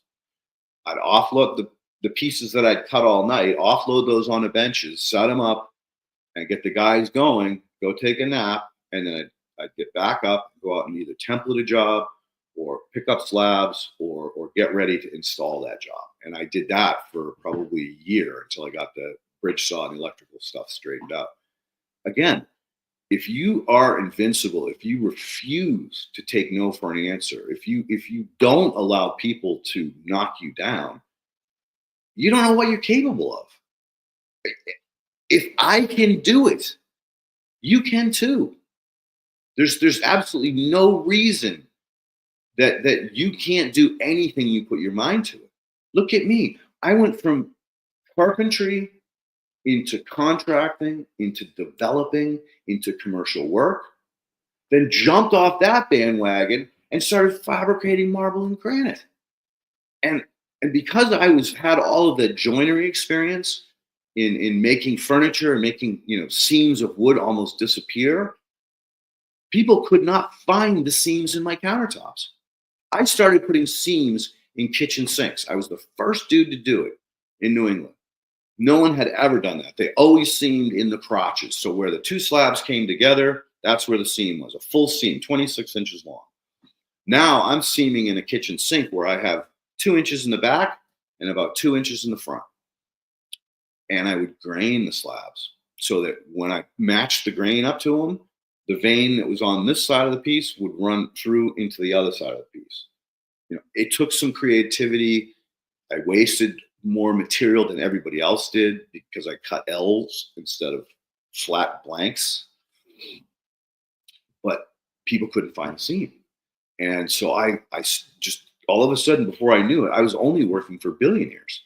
And I was traveling from their new summer home to their ex-wife's house to their new girlfriend's pad over here. I was chasing these families all over the place. I was down in New York City. I was all the way up in the Lakes region in New Hampshire, out on Cape Cod, you name it. I worked all over New England because my talents surpassed anybody else's in the industry at that point in time. There were some good guys like Louis Meehan. His crew was amazing, but he was even more expensive than me. But I had no overhead compared to him. So all that money that I was making was going right in my pocket because my house was my shop. I didn't have a special shop. I didn't have a commercial space where I had to pay all this extra. So I started making incredible money. And that's when the shit really hit the fan. Basically, a lesson for all people who get to taste caviar and champagne is that be really careful because it's addictive. And before you know it, that's not enough and you need something more. You need a Mercedes now, or you need an Escalade, or you need a Porsche, right? Because now you got a taste of that money. And my wife at the time, who, when she got pregnant,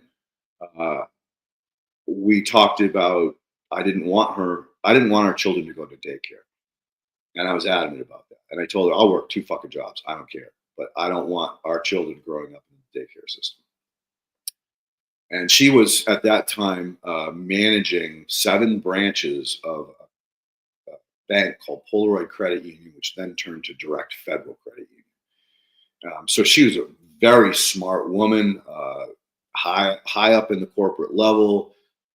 She was actually training branch managers at that point in time, as well as managing all 7 of those branches. So she was making more money than I was at that time. But again, I was adamant that she not work a corporate job or a full-time job. I said, you can do my bookkeeping, you can do all of my paperwork, my billing. I'll do the estimates, but you just chase the money once the job is done. So again, I had a dream situation where all I had to do was do the work, which I'm really, really good at, and I didn't have to worry about managing the money, paying all the bills for the house, paying all the bills for the slabs, the tile, and the labor, and keeping track of workman's comp and all that crap that businesses have to deal with. And she was great at it because that's where she came from. Was a very strict corporate business environment, and banking was one of the strictest because you get a lot of trouble if you start playing games and lending money and having problems with check kiting and all these other scams that were going on at that time. You can't get away with that shit anymore, but back then you could. And so she got very good at identifying bank fraud and either preventing it or stopping it as it was occurring. And so she got, again, tremendous experience in the banking world. And so when she finally gave birth to Kaylee, our firstborn daughter, I told her, once your maternity leave is up, give your notice. You're done. I don't want you going back to that. And she agreed. And yeah, we struggled. I was very blessed. I because of my good credit and my relationship with a local banker that my dad had turned me on to, who was small business friendly. He actually had given me a business loan, which I'd paid back. And I went to him about a mortgage on a 2-family home. I said, look, this unit over here is falling apart. The ceiling's collapsed. The kitchen's rotted. This whole unit is unlivable. But the other unit has a tenant in it. And I'd like to buy this building and fix up the unit that's destroyed, and rehab it and then live there. And basically the tenant pays me the entire value of the mortgage. So it doesn't cost me anything to live there. So I can fix that up while I'm living at the apartment where I'm staying right now with my wife, and we can basically, I could steal money and labor out of my company. This was the beauty of having a small business, was I could put my employees on any job I wanted, and I could buy material and allocate it, and it was all 100% tax free. So I'd get my buildings paid for out of pocket, and take a tax loss, and then have an asset. And so that's what I did on my first 2-family, and we closed on that house 3 days before Paula was supposed to report back to work. And if she had to report back to work, and we wouldn't have qualified. We would not have qualified for the mortgage, even though the other unit paid for it. Bankers were bankers. They still were like, well, we got to make sure that if something happens to that tenant, you can still pay for this building. So fortunately, we closed on the house. I started fixing on it. The tenant never moved out. So that income kept coming in. Again, we're just making more money, building assets. If I can do it, you can do it. I can't stress that enough. You just got to have the balls to try to do it. So fast forward, 2006. I had 3 billionaires. I had 6 or 7 billionaires I worked for, but 3 of them had pulled me aside and basically said, Leighton, shit's going to hit the fan. Financially, we don't know when. I can't explain to you how, but if I were you, I'd make sure you pay off all your debt, all your credit cards, pay off your mortgage, do whatever you have to do, because it's going to be a serious one. And I went back to my wife, Paula, and I basically explained this, for over a course of probably 6 months. I was like, look, this shit's going to happen. Why don't we sell our Cape house? We will net over $750,000. We'll pay off the mortgage in Millis, which was only $120,000. We'll bank the rest of that, and then when the shit hits the fan, we'll just coast right through it. And that's when she brought her father in. And father started calling me Chicken Little, and I didn't know what I was talking about. The economy was fantastic. The U.S. has never been more prosperous. Blah, blah. He came from a business world. He was a business consultant. So he'd go into the businesses and tell them how to make their ship better, or how to get the ship back on track because it was losing money. So, again, I was like, he's got to be, maybe these billionaires are wrong, and maybe he's right. I don't know. This stuff is pretty heavy duty for me. And so, I had to put up with the flack of Paula telling me, no, you're crazy. We're not selling. She said, you're not selling my Cape house. And that's when I started to say, wait a minute, that's our house. And I just spent 2 years fixing that house up, and it is fucking a mansion now.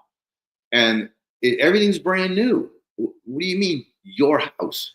Without me, that would have been a piece of shit. It'd still be a piece of shit, because we bought a crappy house because I could fix them up. And so, I pushed back, and that's when she pushed back.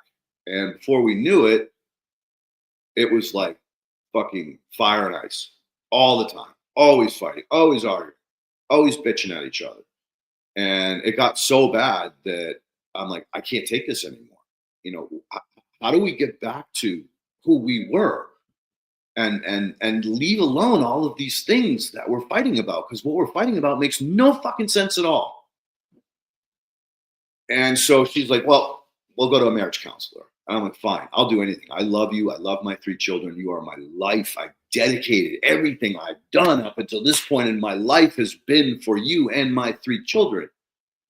So she picked a marriage counselor, actually a yogi from the local shaman yoga place, Kundalini yoga. It's kind of cultish yoga, but they're very, very spiritual people. They believe in the chakras and a lot of stuff that we've talked about on this podcast in the past. And so we go in for 10 sessions. And basically it's 50-minute session. For 45 minutes, Paula's crying, accusing me of this, accusing me of that, saying I'm a bad father, I'm a bad husband, blah, blah, blah, blah, blah.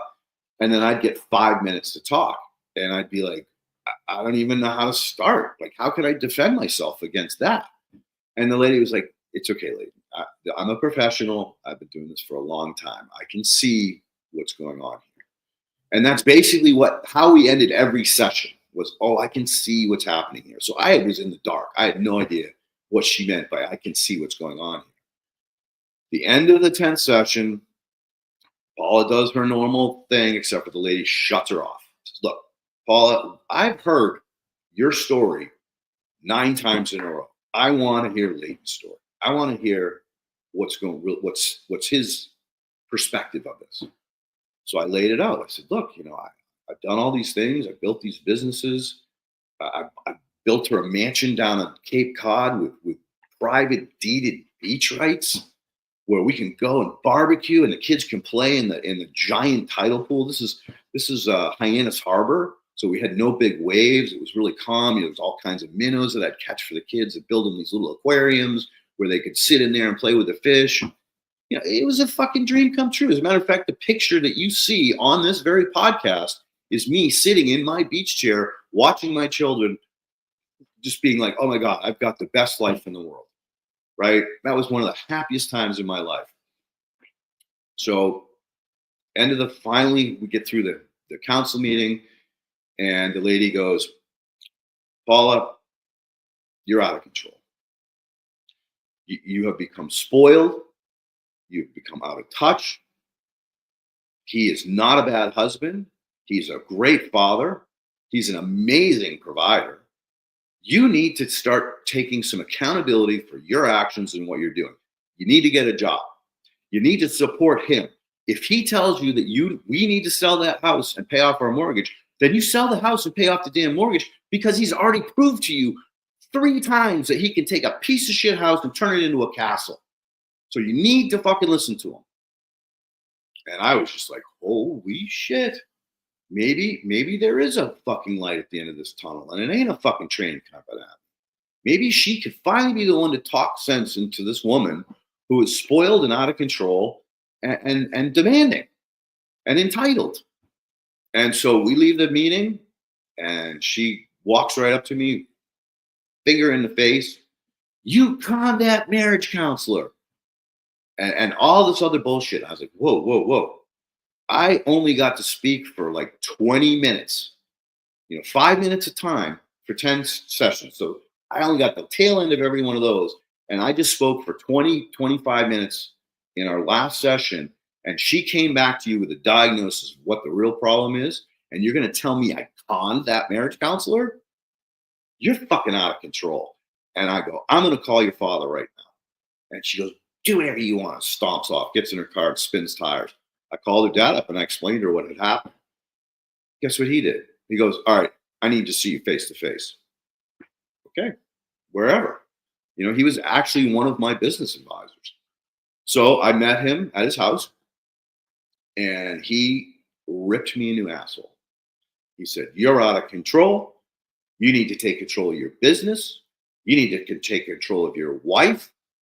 You can't trust her with the money, obviously. And I was like, Paul, what the fuck, dude? How can you love somebody if you can't trust them? And how can you truly trust somebody if you don't love them? So what is this business bullshit? We're a partner. She runs the fucking that half of the business. I know how to make money like a motherfucker. But when it comes time to remembering who to pay what, when, and how to manage all of these different aspects of making sure that you have enough money this month so that if something happens next month and you don't get a check, you don't fucking miss your mortgage. I go, that's not my end of it. And I go, plus, I don't know how to fucking bookkeep. I've always had a bookkeeper my whole life. And he's just kept tearing me a fucking asshole to the point where I was almost fucking ready to cry. That's how bad he hurt me. And he goes, get QuickBooks, figure it out. I go, sir, I don't even know how to use a computer. And he just kept saying, figure it out. Figure it the fuck out, Leighton. So I left there going, oh my God, I'm fucked. I've never touched a computer. I don't know first thing about QuickBooks or bookkeeping. I don't have time. I've got so many clients and so much work right now. And this is like right around the same time I got bolted by lightning, which I talked about last week. I was out in the back parking lot screaming, God, what the fuck do you want from me? Because I was at my wit's end. I was losing my marriage, my kids, everything was crumbling, and my business was booming. So that summer, I went to a friend of mine who does glass work, who's really good with computers and QuickBooks. And I said, I need to buy a computer and I need to get QuickBooks and I need to learn how to do it. And he helped me a little bit, but basically he was busy doing his shit. So he'd say, go over there and start playing with your computer. And I'd sit in front of the computer and be like, play with what? I don't even know what these buttons are. How do I even turn this fucking thing on? So I would try to play with it. Everything I would do, I make it worse. I couldn't figure out what I had done or how to get back to where I was. Or, he'd set me up and then he'd take off and then I'd be like, fuck it up somehow. So that summer was the worst summer of my life. That was the summer of 2007. And I missed the kids. I didn't get to go to the water park. I didn't get to go down to the beach very much because I was just fighting this computer and this this program, QuickBooks. That fall, it happened. The axe came down. Subprime blew the fuck up. And all of a sudden, for the fucking third time in my life, my house that I had paid and fixed up was worth half what it was the day before. And the fact that I don't understand that money or that real estate, this thing that's supposed to be invincible, can be ruined and cut in half like that. So that sparked my curiosity on finance, on money. Like how is it possible that money is worth $1 today and 50 cents tomorrow? I didn't really have time to act on it. I finished off some of the jobs that I had. I actually had a job where the client called me and said, hey, you know that $300,000 worth of slabs that I have in your facility? I said, yeah. He goes, keep them. You go, what? He goes, keep them. I've shut the job down. I'm not doing it. And I'm like, are you kidding me? Excuse me. It wasn't 300,000. It was 30,000. $30,000 worth of slabs, which was like 10 slabs. It was a lot of fucking material. I was like, are you crazy? Why don't we try to send it back or ship it to the supplier or try to sell it? He goes, I don't have time for this shit, Leighton. The shit hit the fan. Just do whatever the fuck you want with it. You don't owe me any money. Just keep the material. That's when I knew it was going to be really bad. And I finished off the work that I had. No new work came in. I started panicking. Paula had fucking given me divorce papers on my pillow. I was already sleeping downstairs in our guest bedroom. I was working. I finally started working with my sister at Service Master, doing these water disasters, tearing out wet sheetrock, wet carpet. I'd already had a discectomy in my back, and that kind of work was just crushing me. I was getting home at 1, 2 o'clock in the morning, covered with rock dust and wet and nasty. Jump in the shower, pass out, get back up at 6 and be back on the fucking job at 7 a.m. the next day. And I just literally hit a wall and was just like, all right, this is out of control. And that's basically when her lawyer served me papers saying you need to be out of the house in 15 days. And I'm like, I don't even have a fucking lawyer. What do you mean I have to be out of the house in 15 days? And so I quit working at Service Master, got a lawyer, started figuring out how to navigate this nonsense. My lawyer basically said, as soon as you leave that house, everything in it is hers. So you better make sure that if you want something out of that house, that it's out of there. Otherwise, you're never going to see it again and it's gone. So when she gave me that advice, I basically started packing up my entire stone shop down in the basement. All my construction tools, carpentry tools. I had sheds, outbuildings full of material and equipment and tools and supplies, ladders, you name it. And so it took me probably, I don't know, 2 months of incredibly difficult time of essentially moving all of my stuff out of there while sleeping in the guest bedroom and not being allowed to interact with my children on the level that I wanted to. She prevented that from happening, and there was nothing I could do because I didn't want to end up getting thrown in jail for pushing back too hard on not being allowed to sit down at dinner with my children or not being allowed to have them come down and visit me in the shop while I'm packing it up. Like they'd have to sneak down to see me. That's how sick she was about how wrong, in a way, to handle a divorce. This shit's coming out now. Finally, it's coming out how important a father is and a mother is, and both of them being functional and not blaming the other one, because that just creates all this discord. The children are going to love their dad and they're going to love their mom, and if you're bashing their mother, you're pushing yourself away from them. You're losing your relationship with your children. And so finally, I get all my shit out of the house. Like every time I see a neighbor or one of our old friends, they're like, "What the fuck just happened? You guys were our model couple. We'd see you walking together with the kids and down at the park and being at school events. And your Leighton's always at the field trips. Like, what? How did you go from being one of the most respected couples in Millis to divorce?" And I kept saying, "I don't know. She just fucking snapped. She just fucking snapped." And now that I'm starting to look at, like, all right, I've got to find my own place. Like I got no money. My business bank account has been drawn down to very low, very low. I go, my credit cards are all now maxed out because she just started winding those up without me really paying attention to it because I was so busy and so traumatized that by the time I first started looking at the statements and realized that the credit cards were maxed out, and now I had to pay minimums on top of all of that, and I didn't have the credit card to use to get me through this. I had some, but not nearly what I needed. And finally, I got a call from Robin Peterson, who was Paula's right-hand woman, and being trained under her to manage multiple branches of Direct Federal Credit Union.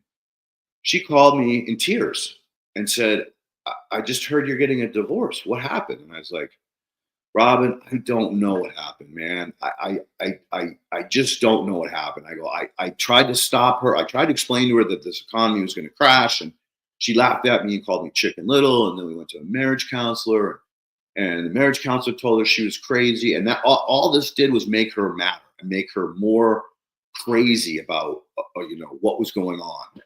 And she's like, "Leighton, do you know about her bank account?" And I was like, "Well, what are you talking about?"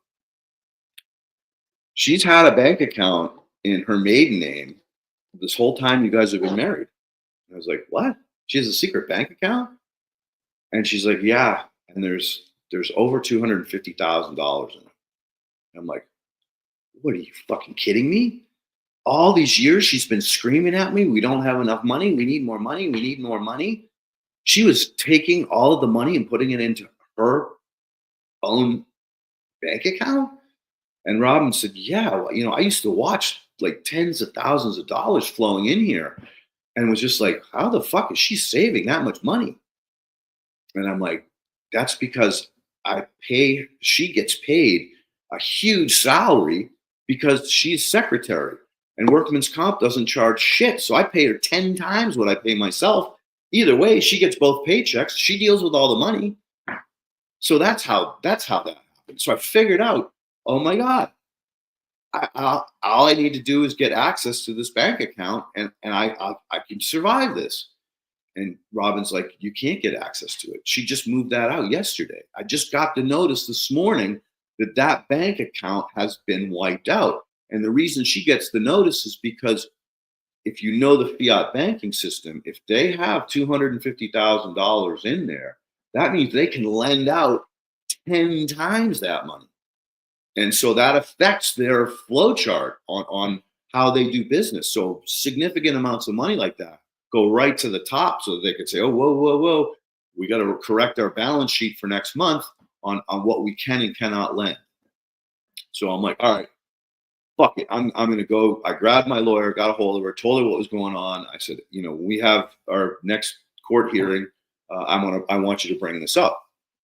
And so we go into the court, we're sitting down. My attorney decides that she doesn't want to bring this up. And I stand up for myself and I say, look, she's got a bank account that she did not disclose on her financial statement with a value of $250,000 plus. And I can get information on that. If I can get a warrant to search the bank, they can come back and show me that amount was in that bank after she filed her financial report. And the judge refused and refused and refused. It just kept telling me, sit down, shut up. I only want to hear from your lawyer. Sit down. Refused to hear it. Come to find out later on, the reason why she refused to hear this was that she would have to throw Paula in jail because she lied on her financial statement, which she made very clear. The judge did in the beginning. If you lie on this is serious. We take this extremely serious. If you lie on your financial statement, you will go directly to jail, period. End of subject. Also come to find out that the reason they give the custody more often to not than the one that does not have an income is because for every dollar in child support I or any other person is forced to pay, that court gets equal matching funds from guess who? The government. That's how they finance these fucking court systems. And they love divorce because divorce means there's more money to go around. Now this family has to have 2 incomes to support themselves, or 3 in some cases, because it's not even easy to live on 1 income. And so they always make the person most likely to be able to pay the child support the victim, the one that they take the children away from to force the income that they get as a result of my paying child support. Pretty horrifying. This is true. This is fact. Fact check my ass if you don't believe me. So here I am in the middle of a horrific situation. The worst I've ever been in my life. I've lost everything. I've lost my children, my wife, my both homes. Everything is fucking gone. No work. First time in my life, I don't have a list of fucking clients calling me for work because there was no work. And I fell into a scotch bottle for about 6 months because I didn't know what else to do. And I finally sobered up and came out of it and said, you know what? Fuck money. I started reading about money. I read The Big Short. I started like searching and trying to understand how all these things happen. Like, how can money be worth half what it was a day later? How is this happening? Came to find out Federal Reserve is a private fucking business run by the Rockefeller, Rothschilds, and Ossinis. They print the fucking money. They have nothing to do with our government. All this shit just launched me into a fucking place where I was like, you know what? Fuck money. I want to do something that makes me feel good, that provides soul food, that makes my spirit sing, not my spirit angry and pissed off. I'm going to do something I really love. And I remember back to when I was a kid and having fish aquariums and breeding fish and tropical plants. And it just came to me. It's like, you know, that's what I love. And I started looking into understanding the relationships that I had noticed when I was breeding fish with living plant systems, that this harmony. And so all of a sudden I came across this thing called aquaponics. And I'm like, wait a minute, that's what I was doing when I was breeding fish. I was actually breeding fish in tropical water plants. And so I noticed that there was this thing called the second annual World Aquaculture Aquaponics Conference in Cancun, Mexico. And at that time, homeboy was out of work too, Jim. And I said, hey, you want to do something together? Because we were always successful whenever we worked together. I go, this is my idea. I want to grow fish and plants and sell them. And this is a place to go to see if it's even feasible. You interested? And he was like, yeah. I go, I can't pay for you, dude. This is probably going to, ruin me financially, because it's the very last bit of credit that I have left to get down there and back. So if you want to go, you got to pay. And he agreed. We went down there, and I met all the rock stars: James Ricosi, Dr. Fitzsimmons, Steve Van Gorder, all these people that are instrumental in my life and instrumental in taking me from a stonecutter to a soil biologist. Now, you want to talk about a jump in fucking career. And meanwhile, everybody's laughing at me. Everybody, my kids, friends, family, they're like, "You're crazy, Leighton. What the fuck are you talking about? You can't do this. You got kids to think about." And I'm like, "That's what I'm trying to do. I'm thinking about my kids and the fact that if I'm a miserable asshole that took a job somewhere that can't see them anyway, wouldn't it be better if I took a risk on myself? If I bet everything I had left on myself, and if I win, I have more time to spend with my kids. I have more time to bring them up and be a part of their life." So I fucking jumped off the goddamn cliff again and held on all the way down, kicking, scratching, fighting for every opportunity to prove to people that soil biology is a real thing, and that the soil food web is a real thing, and that health and food and nutrition come from these things, not the chemistry, not the lies that we've been sold. And don't get me wrong, it was incredibly tough. The only thing that saved me was, at that point in time, was my mother passed away, and it was so painful, but she left at exactly the right time and left me a bunch of money that allowed me to pay off my credit cards, allowed me to rent a house. Now at that point I was in a fucking slum in East Boston at the end of a runway at Logan Airport. That house shook like a motherfucker every time a plane came over. I mean, you're talking about horrifying and scary. Like you're thinking the building's going to fall over. There was no heat, and there was no air conditioning in the summer. Third floor attic. You can imagine how hot it was. Winter, the pipes didn't have enough energy to get the heat all the way up to our. I would sleep fully dressed with a parker on. That's how cold my room was. She passed. I was able to rent an apartment in Medway. I could get back out of the fucking city, which I hated, into the town next to my children. I could see my children now because they were demanding more time from me. At the time when I was living in Boston, I could only see them every other weekend. How can you be a parent every other fucking weekend? We never even had time to talk about what they were going through because we were so happy to see each other and just vibe that I had no idea what was going on in their lives and their personal lives and their successes and failures and ups and downs. And so now that I'm in Medway, my kids can come over on the weekends. I can go see them for dinner during the week. And I didn't have to drive an hour and a half to go visit them and an hour and a half to get back into Boston. And that's in light traffic. And on heavy traffic days, I could be 2.5 hours to get out to see them. It was fucking brutal. So my mom passes, leaves me enough money to get back on my feet. And now I'm off to the races. Now I'm pissed off, motivated, and ready to go. And that's when I launch a business up in Guildhall, Vermont, and you could still Google this today. Kingdom Aquaponics, Guildhall, Vermont development. I got suckered into an economic development firm, two of them, one from Vermont, one from New Hampshire. They promised us if we put a comprehensive business plan together that had everything in it, that we would get financing through their banks. I spent $150,000 on a 400-page business plan. I did myself with help from others. All the financials, we had power purchase agreement with the state of New Hampshire or state of Vermont, which was looking for renewables at the time.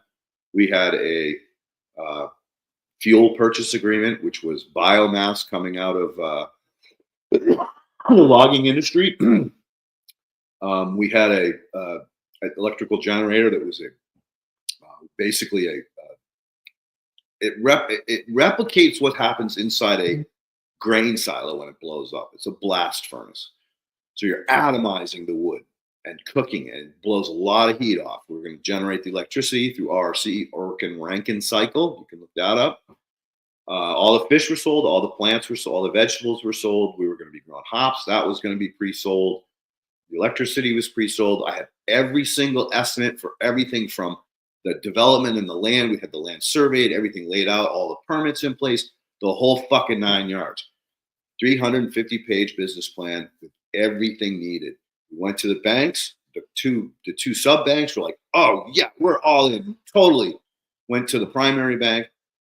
The lady that they put in charge of us was just ecstatic. She couldn't fucking believe what we had done in that short a period of time. But Jim and I were both builders, developers. We knew how to do this shit. And I got some really good people with numbers. Peter Battisti was amazing with all the financials and the projections and everything that the banks needed. Complete package. So she took that package and she was ecstatic. She goes, "I got to go see the board. We're going to have a meeting next Wednesday. I'll call you on Thursday." Thursday comes, no call. What the fuck? Called her, no, left a message, nothing. So Jim and I drive in there Friday. We're going to kick the fucking door down, find out what the fuck happened. And finally she comes out and meets us in their little boardroom. And she's got a long face on. And we're like, "Well, what's up? The other two banks have signed off. You have everything you need. The return on investment is less than 2 years. You're never going to get that anywhere. What is the problem?" And she goes, "My board doesn't see it that way." "How does your board see it?" "Well, the board doesn't believe that you guys can build it." All right, look at our resumes, dude. We've been building fucking buildings and construction for our whole lives. What do you mean you don't think we can build it? Look at all of the freaking estimates, all the architecturals, all the engineerings. Everything is in that book. That book is the way to build it. "Well, even if you could build it, you can't manage it." What do you mean we can't manage it? So we basically got told by the rich people, "Hey, we're not going to let you in unless you give us 51%. And when she said that, he got up, stood up, and walked out. I was like, "Where are you going, dude?" And he's like, "Leighton, we're out of here. Let's go. This is over. This is done." And so I went back and grabbed my business plan from her. And we walked out the door, and I was like, "Why'd you do that? If we give them 51%, they're going to force us out. As soon as the ROI, as soon as the payments pay back, they're going to sell it to another subsidiary of themselves for pennies on the dollar. And there's nothing you and I can do to stop them because they have 51% of the control of the business." And I was like, "They can do that?" He's like, "Dude." And he started telling me examples of what he'd experienced in his life, working at Thermal Electron, seeing the same things. These startup companies, they struggle for 5 years. As soon as they get profitable, the guy that owns the shares sells it to a subsidiary for pennies on the dollar and gives them a gold watch and a few $100s to say, "It was great working with you." And so that was a huge learning lesson. But it's really time to wrap up. And I just want you to understand, if I can do it, anybody can do it. You just got to have the balls to believe in yourself.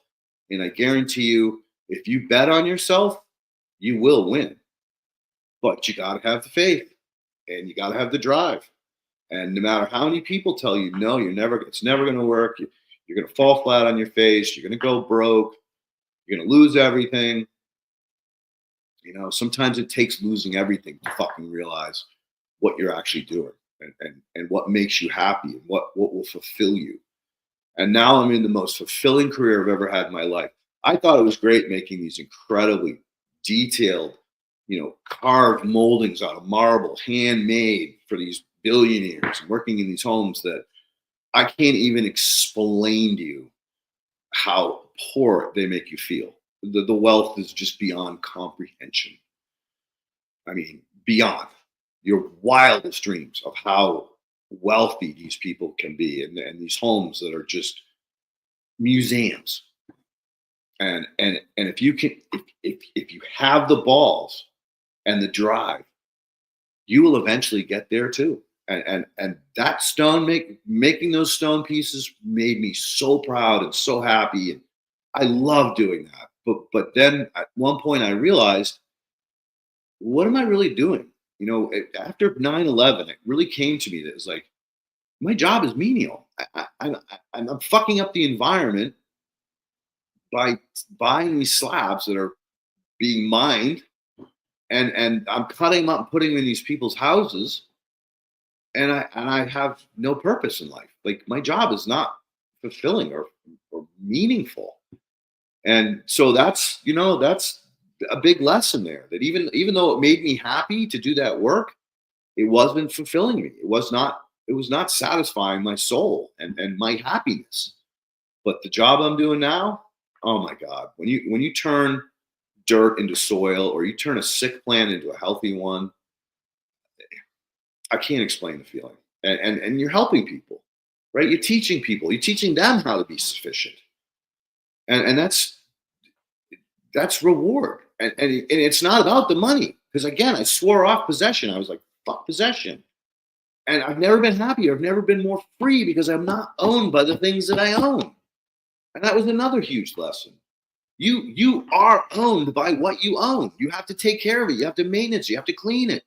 You have to feed it. Right? So possession is a trap that is made to sink you in to a point where now you have no choice but to have 3 jobs or 2 jobs and work, and never have time to think, never have time to be happy and outside the box and playing in the dirt. Like, I wish that every child or new parent that hears this will not give their children this, but force them to go out into the park if you're in a city, or out in the backyard if you're at home, or grow plants if you're indoors, but connect back to life, to the soil, to the plant life. And I'm not saying this is evil and get rid of it. I'm just simply saying there's got to be a balance between the electronics and nature. And we've lost that connection to nature. So many people are just walking around brain dead zombies because they no longer realize that they're unhappy. They don't even know happiness exists, because they're so overworked and overburdened and stressed the fuck out that they can't see anything other than the walls that are surrounding them. Anyway, I've puked enough for today. Well, I think actually I so much enjoyed this, brother, because it's the truth, and people can see where you came from and the trials and tribulations that you went through to get to the point where, yeah, the money doesn't matter. The joy and the happiness, the helping others is where true fulfillment is. And thank you so much for giving us this bit of latent soul, because that's what it has been today, is you sharing your dreams, your aspirations, the good, the bad, and the ugly, and never giving up. And that's the real essence of what you have accomplished in your life, is you just, you're so damn stubborn. You just never gave up. You just kicked the door down and just kept going. And we appreciate that so much. Well, I attribute a lot of that to my childhood. Being told that I wasn't good enough, I wasn't smart enough, I was an idiot, I was a moron. It galvanized me. It polished me into something that wouldn't give up. Right. So, and I guess that's, the important part of the message is that you might go through a hard time, but it's only getting you ready for the next step, or it's preparing you for something that's going to be even more difficult coming down the road. Mm-hmm. And that's hopefully, again, the inspiration behind the suffering that people can see, that they too will go through hard times, but they can fight their way out of it if they just really push and don't listen to the fucking bullshit. Mm-hmm. So I haven't paid any attention to the chat. I was just in mode. So I hope you all appreciate that. I don't know how many people were listening or commenting, what was going on, but I hope that I truly can give people the inspiration necessary and the hope that will inspire them even further, that they too can do this. And if they just put their mind and spirit and body behind it. Yep.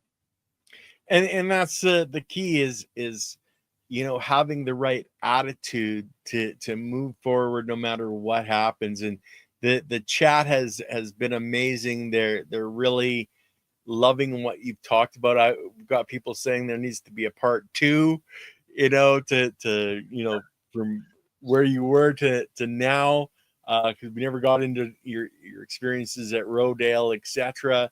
And that may come in the future, but Yeah, we could definitely do a part 2. I don't see any problem with that because, you know, again, you're right. I left off where I jumped from being a stone cutter to a soil biologist, but there was no really understanding of what that was like, because that was probably the hardest transition. You know, it was one thing jumping from construction into a subcontractor because I had the experience with the wood.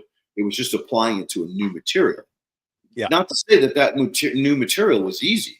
It was fucking really, really hard because it's harder. Wood's soft, rock is hard, and and a lot heavier too. there's different hardnesses in rock. And if you cut or make one mistake or break something, you're talking thousands of dollars. You're not talking a couple $100. And in some cases, if you break a slab, you may not be able to get another one. You may be a different lot. So, you know, the risks were insane. And the learning curve was very, very difficult. But again, drive, faith, trust, betting on yourself, all those things helped me get through that first 2.5, 3 years until I really started hitting my stride. Yep. Well, we're definitely going to have the next one here in a few weeks when we have an open spot.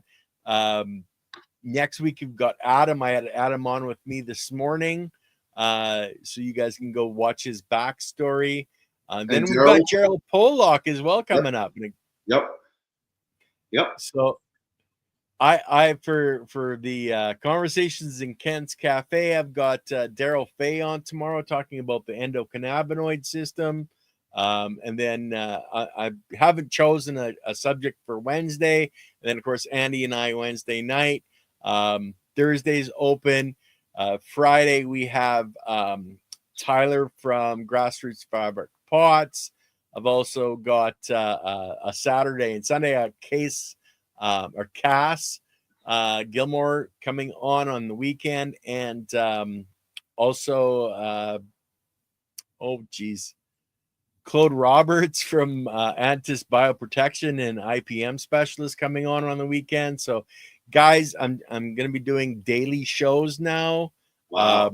So we're trying to push the knowledge and Leighton's knowledge, because I learned so much from Leighton over the years now, and we're trying to push this understanding and knowledge out there. So guys, we love you all. Thank you very much, and we'll see you tomorrow. Leighton, I'll give you the last goodbye for the day. All right, my friend. Thank you, as always, Ken, for putting this on and doing all the behind-the-scenes work, which I know is a lot.